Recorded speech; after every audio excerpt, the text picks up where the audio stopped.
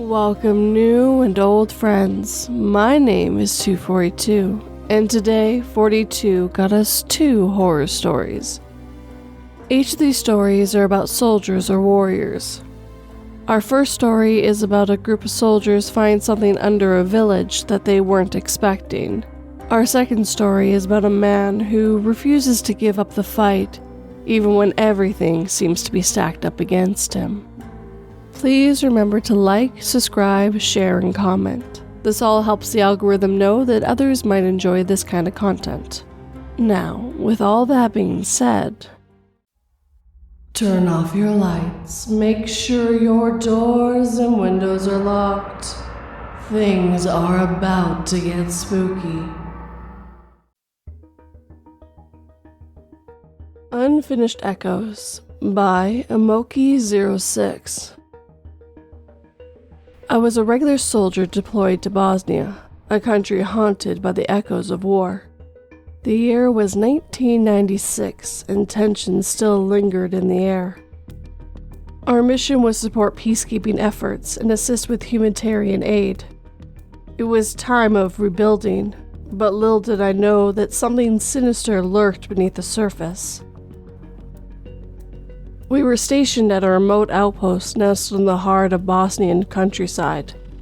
The days were mundane, marked by monotonous patrols and tedious routines.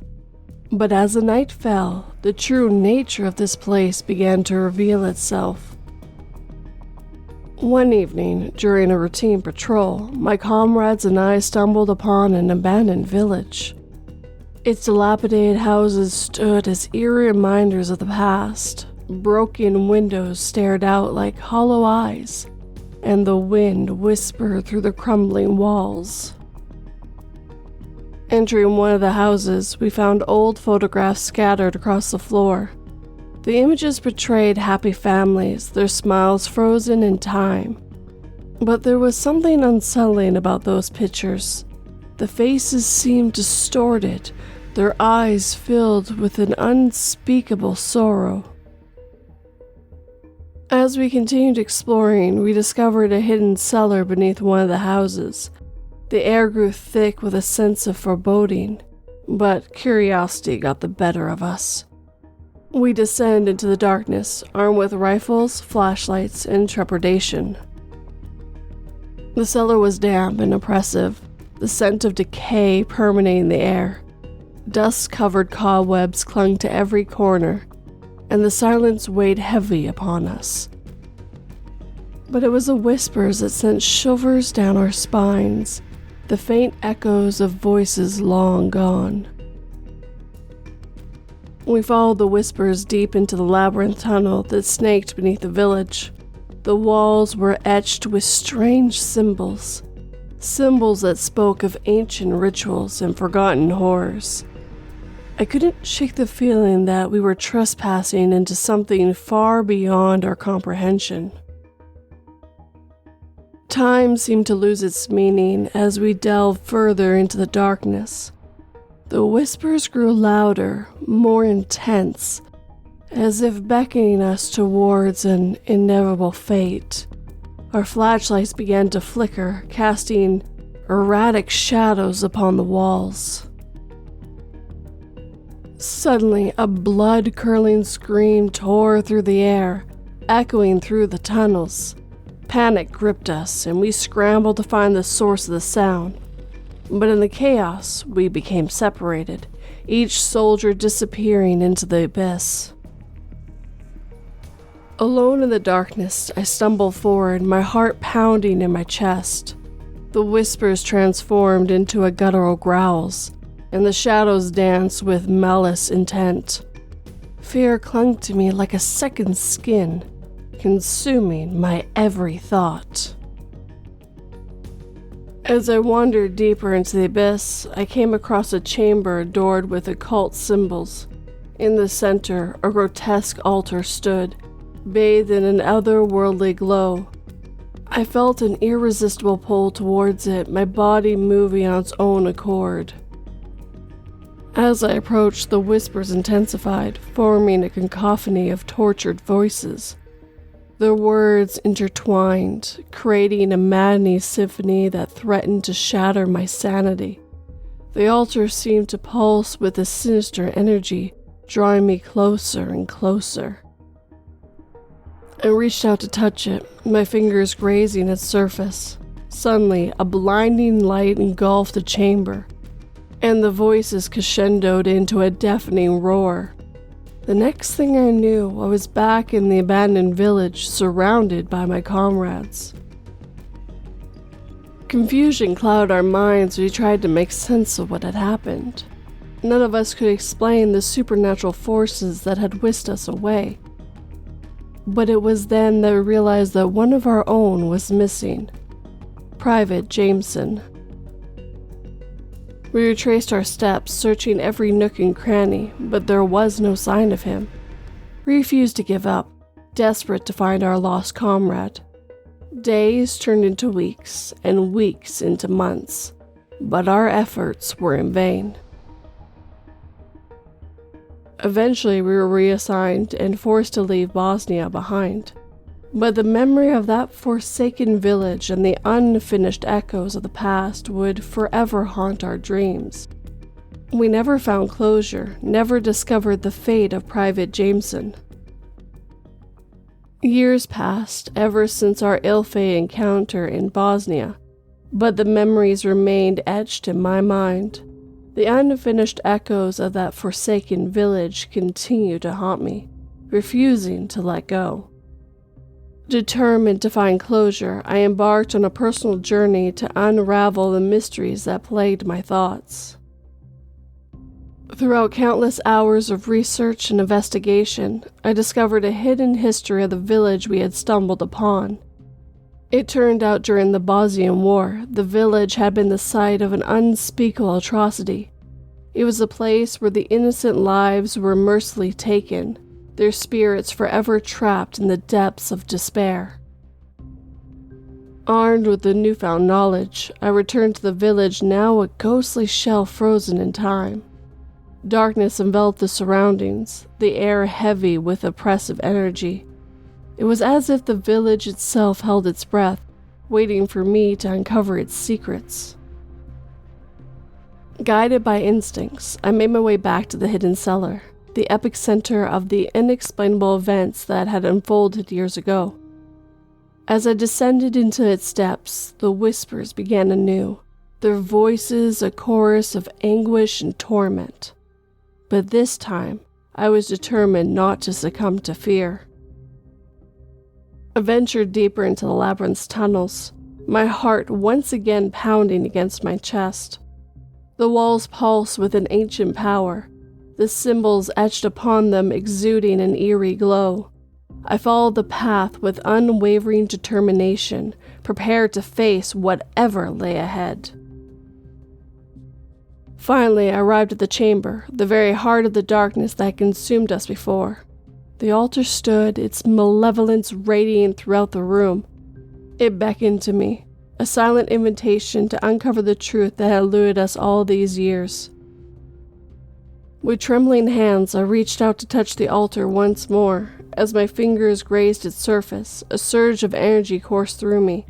Visions flashed before my eyes, horrific images of the village during the war, the cries of the innocent echoing through time. But amidst the chaos, one image stood out. Private Jameson, his face etched with terror, bound to the altar, trapped in eternal suffering. It was a chilling revelation, confirming our worst fears. His fate had been sealed within those unhallowed walls. As I pulled away from the altar, the whispers ceased and the eerie silence settled upon the chamber. The truth had been uncovered, yet closure remained elusive. Private Jameson's spirit remained trapped, unable to find peace, forever tortured by the horrors he witnessed. Leaving the village once more, I carried the weight of that unfinished chapter with me. I can't shake the feeling that our ordeal had only scratched the surface of a much deeper, malevolent force that lurked within Bosnia's shadows. To this day, I dedicate myself to unraveling the mysteries of the supernatural. I search for answers, for ways to set those lost souls free. Private Jameson's spirit serves as a constant reminder that some secrets are never meant to be fully uncovered, and some stories are destined to remain unfinished.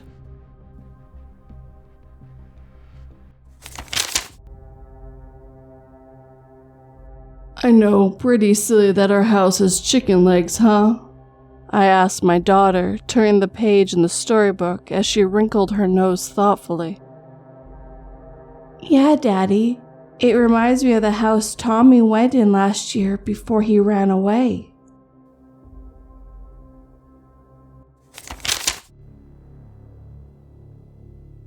The Lost King by Dr. Blackjack 21. Quick warning, this story may be difficult to listen to those who have experienced the loss of loved ones to dementia. The meeting was going poorly. Things were threatening to unwind as the council destabilized into panic and shouting. The demon horde was there. It was the end of all things. Princess Thela felt herself being swept up in a tide of despair that was threatening to overcome the last gathering of elves and men. But her role was to provide an aura of quiet serenity wherever she went. And if that was all she had to offer in these dark times, she would do so now. Unfortunately, her brother, the king of the elves, didn't share her sense of duty. Amongst all the shouting, he leaned over to his two closest advisors and whispered low enough that Thela herself was likely the only one to hear them. Gather your most trusted warriors. This alliance is over. We retreat behind our walls to enjoy what time we have left while we wait for the end. His words drove a knife into Thela's heart. She watched as he, the noble king of elves, snuck out of the war council, leaving everyone else to their fates. For a moment, her serene smile faltered as her eyes threatened to overflow with unwanted tears. But that was when she caught his eyes for the first time. At the other side of the room, a human general met her gaze. He was far too young for the role that had been thrust upon his shoulders, more by vacancy and necessity than experience. But his gaze held a steely resolve that helped Thera find serenity once more. She smiled and nodded her gratitude to the man who probably had no idea what he had done for her. He grinned toothily at her, and she noticed a wicked glimmer in his eyes. Thera continued to watch as he took a deep breath and bellowed over the crowd, drawing everyone's attention as he did so. Lords, ladies, and fellow generals, all I'm hearing are the words of the lost and defeated. This is the doom of our times. The end is here. Let us run and hide, buying what little time we may. Thera wondered if maybe this man had noticed her brother's disgraceful acts and was about to level accusations to remove the blame of failure of this war from his own shoulders. The princess couldn't even blame him. If this was how he wanted to spend his last days, so be it. However, he seemed far from over with his theatrics. As he swept into the middle of the crowd that parted before his matic energy, he theatrically spat on the ground. The room was now quiet enough to hear the soft, wet impact. Thera hid her distaste even as he spoke up louder than before. Maybe you're right. Maybe this is the end. But before I die, I'm going to take advantage of this opportunity the demons have given us. The room was so quiet now even Thela's heartbeats seemed deafeningly loud in her ears. She was wondering the same thing as every other person in the room was wondering. What opportunity could this madman mean? He didn't waste the attention, and even stood on a table dramatically, pointing into the distance towards the approaching demonic horde. In all the time we fought them, the demons have been careful and meticulous, teasing and testing our lines with constant harassment, never staying and fighting unless they had the advantage. They spread out and overwhelmed us with numbers we couldn't hope to match. thinning our ranks as we stretched too thin. Every warrior present knew precisely what the madman meant. Trying to pin down the demon army was like trying to pin down your shadow, and every attempt saw you slowly clawed and bitten from behind. But now, the man unleashed the wild smile of his on the crowd, and Thela could feel the tiniest surge of hope from the gathering lords and ladies, and the man drove his point home. But now, for the first time, all of the demonic horde is in one place. All of their champions, lords, and heroes stand before us. They think we're broken, weary, and at our ends. They think to intimidate us with a show of force before butchering us like cattle. They think we have no fight left in us. The look in his eyes was mad and infectious. Thela could feel the hearts of everyone in the room starting to beat stronger and faster as the tempo and volume of his speech gained traction. To her, the hearts of those warriors sounded like drums of war as the madman made his final point. But in their arrogance, the demons have made their first 2 mistakes. They backed us into a corner, and then they gave us a target to strike at. Gather your men. If we must die this day, then let us ride out and meet them like warriors. Let us take this opportunity they gave us to drive a spear into the heart of our enemy. Let us break the horde here and now and then return home as heroes. A wild cheer rose up in the crowd, and man and elf alike ran to organize this final, desperate, insane assault, leaving only Thera and the mad human general alone. As he approached her, the princess felt her heart beat faster. A thought occurred to her. What would this insane human do to her now that they were alone? But in truth, she didn't care. If he could bring hope to her people in these dark times, he could do whatever he wished with her, and Thera would consider it a price worth paying. He drew close, but stopped just short. His pungent smell was offensive to Thela's delicate nose, but she could still feel his wild energy rain off of him in waves. His smile was still feral, but there was something else hidden there that the princess couldn't place. One moment turned to 2, then 3, and finally the human spoke. I'm not sure how it is with elves, but in human society, when a dashing knight runs off to face down the evils that threaten the land, it's customary for a maiden to bestow a favor to him, to give the heroic knight a reason to return. Thera's mind was a blur. What did this human mean by a favor? And then she recalled seeing pictures of knights in books in her brother's library. In the image, ladies had given the knights pieces of cloth to wear into battle. Is that what this man was asking for? Some object to remember her by while he fought? It was such a simple thing, so she relented. All right, what would you... Then she was cut off when the man took advantage of her acceptance and leaned in and kissed the elven noble. As he did so, his emotions crashed into her and she felt everything that was hidden behind his words. At his center was a bottomless pit of fear and despair, such that pathetic fears that had threatened to overwhelm Thea before paled in comparison. But around that pit swirled a storm of anger, defiance, and determination, and through it all pierced the thinnest ray of hope. It was a mere sliver of a thing, so fine that Thea would have lost track of it if it weren't for the fact that the man's soul clung to it with a feverish might. The intensity of all his emotion shook Thea deeply, even as the man pulled back and looked at her with a wild smile and insane eyes that she now had the barest understanding of. His expression softened only slightly as he spoke one last time. Now that is a kiss worth living for. Before she could gather her wits, the human was gone, and Thera found herself mourning the man whose name she never learned. Thera smiled as she watched her husband, King Raidhold, shift uncomfortably on his throne. The poor man had no idea she had been the king's sister, and after all the other lords and nobles deposed her cowardly brother, they had been overjoyed to learn the mad human who had led them to victory in their darkest hours was also interested in the princess whose hand would decide the next king. All he had known at the time was that he was flushed with his victory and a possible survival, and she was a beautiful maiden.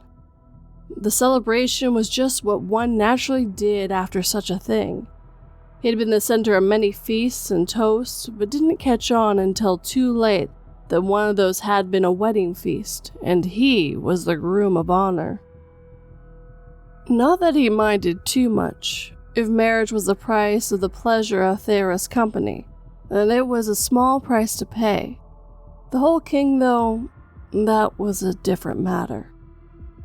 He had been every bit as wild and energetic as a king as he had been a general, so much so that his new subjects often affectionately referred to him as the Mad King. He was known for being the first to dive into trouble and the last to walk away from it.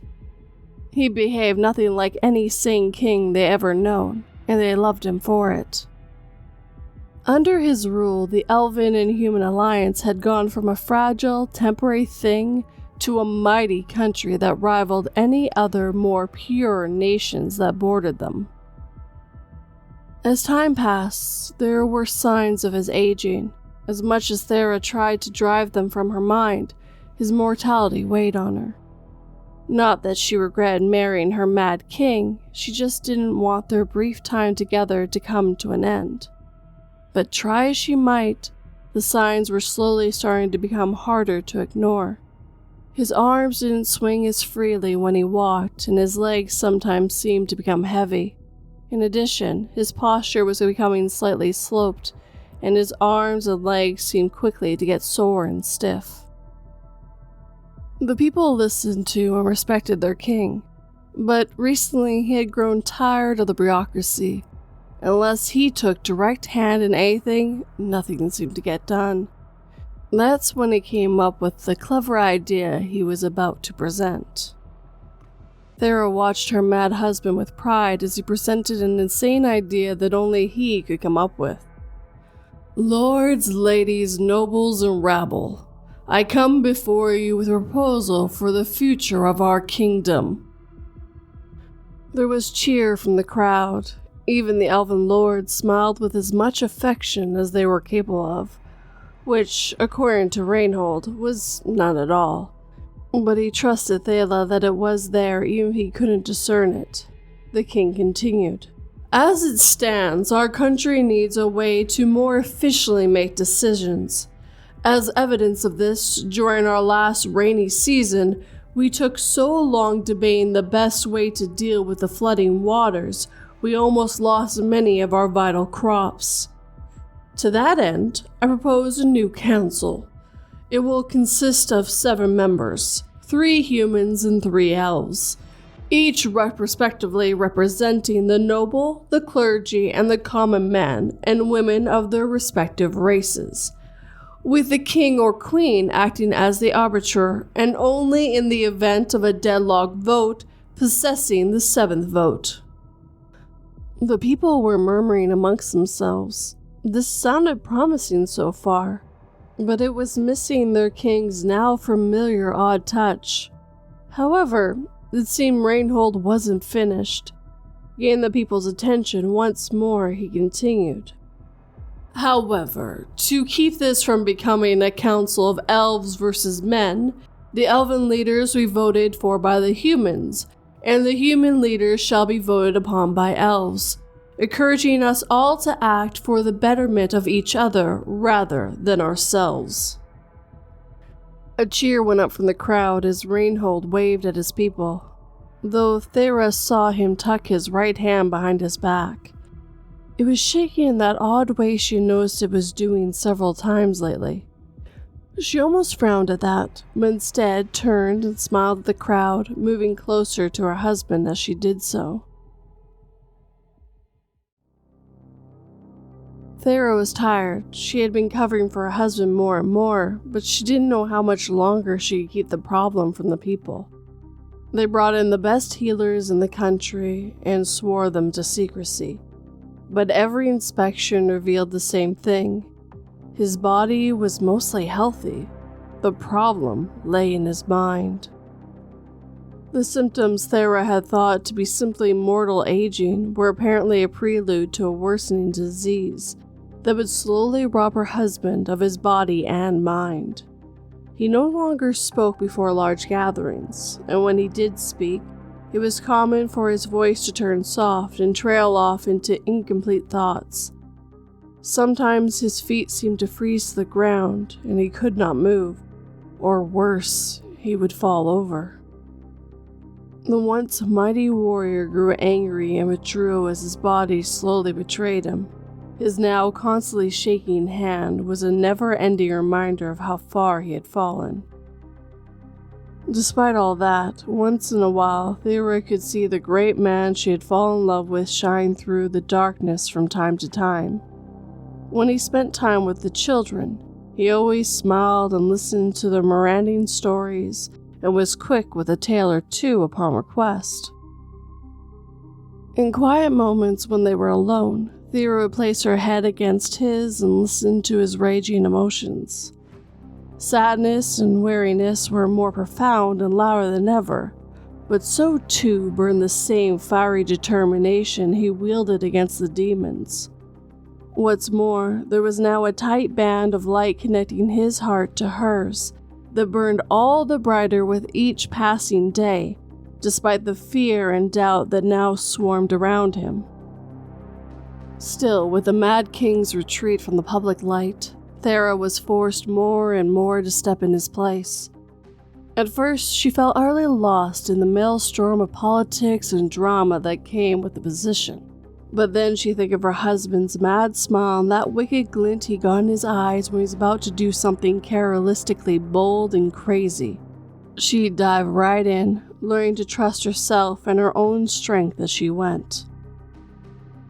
All the while, she felt guilty knowing that she was finding her own strength. Her husband was losing his as he fought this unwinnable war against his own mind and body. Yet, despite all that, when she returned from a long day of politics and negotiations, he'd always greet her with a smile. That smile had lost some of the wildness over the years, but in its own way, that smile signified an inner strength. Thera still marveled at it. It marked another victory in an unwinnable war. She wondered how he always found the strength to fight on even when defeat was inevitable. But then again, that was how they met. Thera walked in on the maids cleaning up after her husband's latest tantrum. She couldn't bring herself to be angry with him. It wasn't his fault after all. It was his mind's way of dealing with the fear and confusion of a world that seemed to grow stranger as it faded in the fog of his mind a little more every day. Still, it made her sad to see him in this state. What was worse, what really tore her heart in two, was when he looked into her eyes and there was no spark of recognition. Most days, she was nothing more than another face in a sea of unknown and forgotten faces. She could feel his struggle as he fought desperately to hold on to his memories. But every day, a little more slipped through his fingers. Right now, he was sitting in his wheelchair, watching with shame as the maids cleaned up the remnants of his dinner he had thrown on the floor. He knew he'd done something wrong, but the once mighty warrior couldn't even remember why he had lashed out to begin with. The maids dealt with his tantrums with exceptional care and patience. Thera had handpicked each one of them.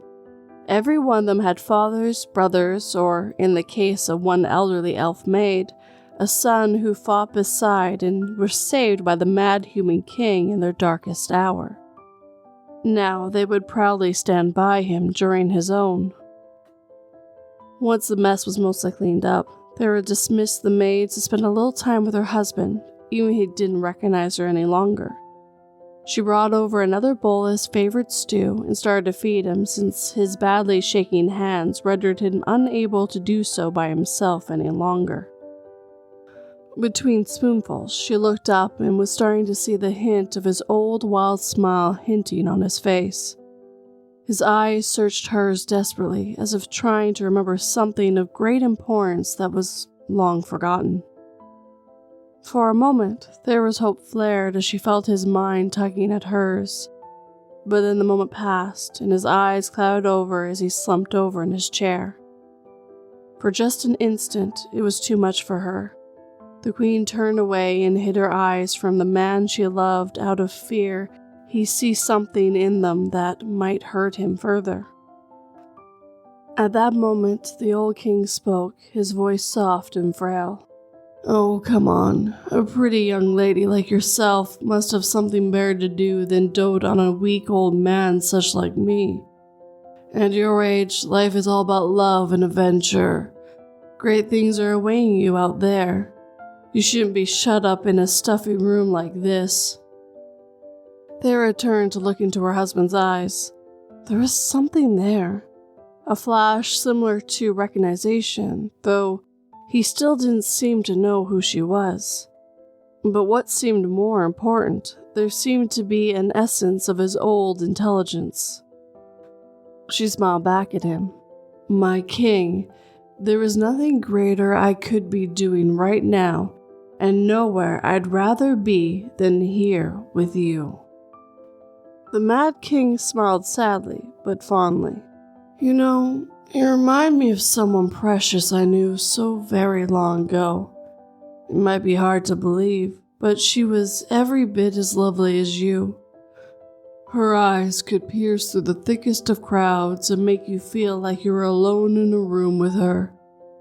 My Thera, the love of my life." Thera felt tears welling up in her eyes, but she blinked them away. It might not have been quite how she had pictured it, but this was far too rare and precious of a moment to waste. So instead, she encouraged him further. "It sounds like you love her very much. Tell me more about her." Reinhold smiled before speaking. The love and warmth in the expression soothed Thera's soul. "You know, the first time we met, she saved me. She saved us all, really. The whole kingdom would have fallen to the demons if not for her courage." Thera felt her heart fall. He was obviously confused again. "My king, as I've heard it, it was you that saved us that day." The frail old man tooted and shook his head as he patted Thea's hand. "Maybe, but I was only able to do that because she saved me first. There she was, alone in a room full of great and powerful people. All of us were in utter panic. There was no hope. The end was nigh, and we all knew it. I was ready to retreat with my armies and hide behind a wall to wait for the end to come when I looked across the room and saw her." The king smiled as he looked off into the distance. The current world might be hidden from him by a mental fog, but the world of the past remained clear to his eyes at that moment. I saw a fury determination not to give in to despair in her eyes. It was the most beautiful thing I'd ever seen. Then, for one moment, the fire dimmed and threatened to go out. I knew then and there that I had to do something, anything, to rekindle that fire just a little longer. So, I just started shouting whatever harebrained thing came to my mind that might give her even a sliver of hope. Wouldn't you know it, the things I said for her worked on everyone else too. The whole thing, my speech, my legendary charge, even my safe return, I owe that to the lone maiden fighting her own fear in the corner of a large room." When the Mad King smiled down at his queen, his smile held every bit as much of a wild edge as it had ever held. "You know, at first, when we were left alone in that room, just the two of us. I planned to go off and die in a suicidal charge to buy my maiden just a little more time. But she held me rooted in place, and I was helpless in her gaze. Thera's loving husband smiled as she drew closer to him. I don't know who was more surprised by our first kiss, Thela or myself, but I do know it was that kiss that gave me the unbreakable command that I must return to my princess. I charged into the heart of the horde and faced off against the innumerable nightmares, enraptured by the one incredible, life-changing kiss. Thela tightly hugged the love of her life once again. As she clung to him, all fear and doubt were silenced. In its place was a pure love that calmed her soul and soothed her fears. For one impossible long moment, she felt every ounce of love and devotion this man had ever felt pour into her soul. There was more beautiful, raw emotion at that moment than she'll feel in 1,000 years. Then the moment passed and Thera opened her eyes to stare into the face of her beloved. He smiled. There you are. I've been looking for you. There's so much I need to tell you about. Thera hugged him tightly as she whispered to the man she had given her life to. Of course, my king. Tell me whatever you like. I want to know everything. Thera hugged her great-granddaughter as they sat under the old oak tree behind the castle. This was her favorite place to rest these days. The tree was one she had planted to mark her husband's grave so very long ago, and in its shade she could almost feel him reaching through the ages to hold her close once again. She was surrounded by family and friends and finally enjoying her retirement, having recently given up the role as monarch to her son. When she had last checked on him, the poor king had been buried in parchment and paperwork as he struggled to undo some political faux pas that had been overinflated in the attempt to gain some leverage over the inexperienced ruler. But when he looked up and saw the old queen looking in on him, he gave her a smile that echoed his father's wild grin in such a way that Thera knew he would be all right. And a quick note from the writer. Just a thought I had. What was it like for Arwen after the end of The Lord of the Rings, watching Aragorn as he slowly died, leaving her behind? In this case, I obviously changed the specifics and added in a little extra from my own familiar experiences. Anyway, I hope you enjoyed.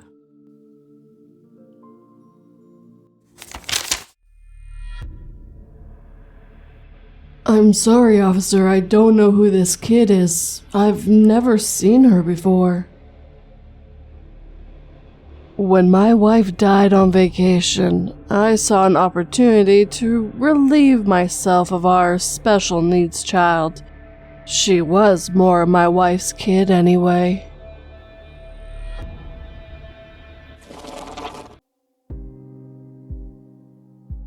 And with that, our time together is coming to an end. As always, I'd like to thank the writers who let me read their stories today. In that first story, how did he survive twice? It took one of them one other time. Why didn't it take him the second time? It's just something I thought of while I was reading it. As for the second story, I know not everyone would consider that a horror story. But for anyone who's had someone they love literally lose all memories of them and not even recognize them, it is a horror story. It's scary.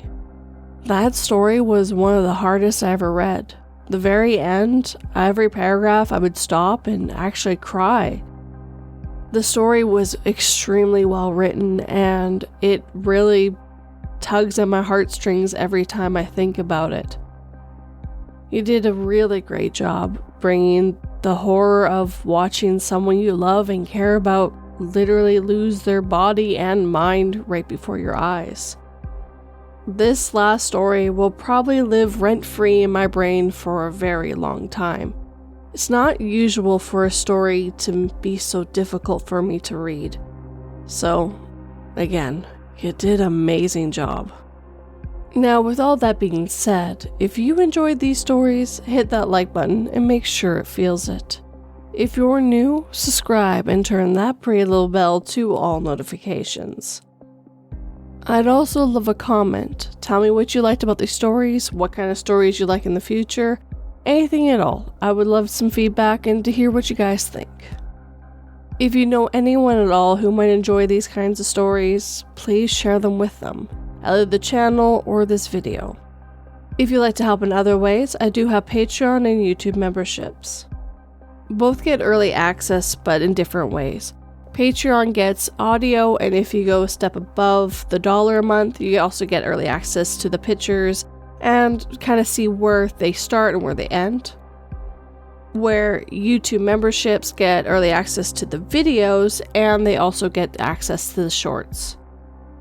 This is just due to how the platforms are made, so the memberships just have a little bit of difference. So if there's something you're more interested in, you know which one to choose from. If you'd like to do just a one-time donation, I do have PayPal and Buy Me a Coffee as well. All the links to my socials, my website are down below, and some are actually on screen right now for you as well.